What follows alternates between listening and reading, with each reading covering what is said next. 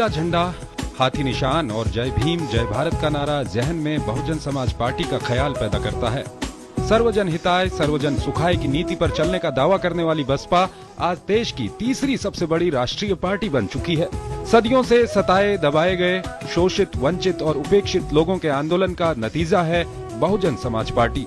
बसपा के उभार ने शोषितों, वंचितों का न सिर्फ मनोबल बढ़ाया बल्कि उनमें एक नई चेतना का संचार भी किया ताकि वो अपने हकों के साथ सिर उठाकर जी सके।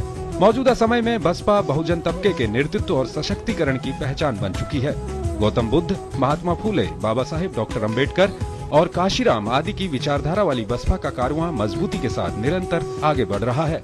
मैं कभी शादी नहीं करूंगा, खुद के लिए कभी कोई संपत्ति नहीं जोड़ूंगा, मैं कभी घर वापस नहीं लौटूंगा। मैंने अपनी पूरी जिंदगी फूले अम्बेडकर के आंदोलन को समर्पित कर दी है। बहुजन नेता काशीराम के इस विचार पर हजारों नौजवानों ने अपनी जिंदगी सामाजिक परिवर्तन के लिए झोंक दी। देश की राजनीति में बहुजन समाज की भागीदारी के लिहाज से काशीराम ने कड़ा संघर्ष किया।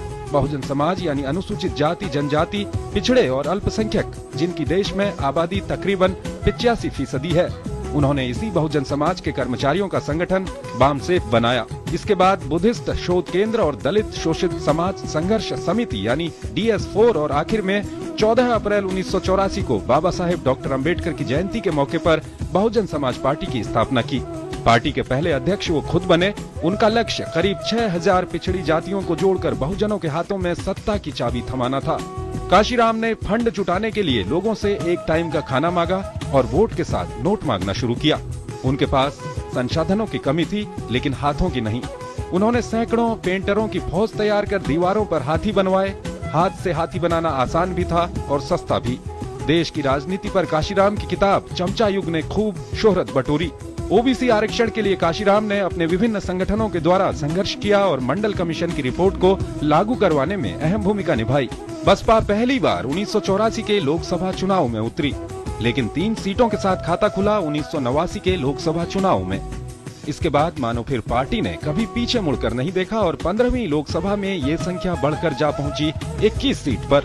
1989 में उत्तर प्रदेश विधानसभा चुनाव में पहली बार कदम रखते ही बसपा के 13 विधायक चुनकर आए और सिलसिला जा पहुंचा 2007 में 206 सीटों के साथ पूर्ण बहुमत तक। इस बीच बसपा ने 3 बार राज्य में गठबंधन सरकार का नेतृत्व किया, लेकिन 2012 में पार्टी को 80 सीटों पर ही सफलता मिल सकी। बहुजन वर्ग के हाथों में राजनीतिक विरासत सौंपकर 9 अक्टूबर 2006 को काशीराम हमेशा के लिए दुनिया को अलविदा कह गए।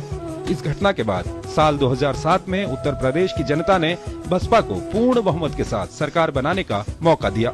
बतौर मुख्यमंत्री मायावती ने बहुजन समाज के महापुरुषों को सम्मान देने के लिए उनके नाम पर बहुत से स्मारक, पार्क और विश्वविद्यालय खोले। हालांकि इन कामों से प्रदेश को एक नई पहचान तो मिली, साथ ही बसपा को कड़ी आलोचना का सामना भी करना पड़ा। लेकिन वहीं लोगों ने मायावती के कुशल और प्रभावी प्रशासन की तारीफ भी की। फिलहाल मायावती ही बसपा की राष्ट्रीय अध्यक्ष हैं और पार्टी का मिशन उनको देश का प्रधानमंत्री बनाना है। सत्येंद्र की रिपोर्ट, DD न्यूज।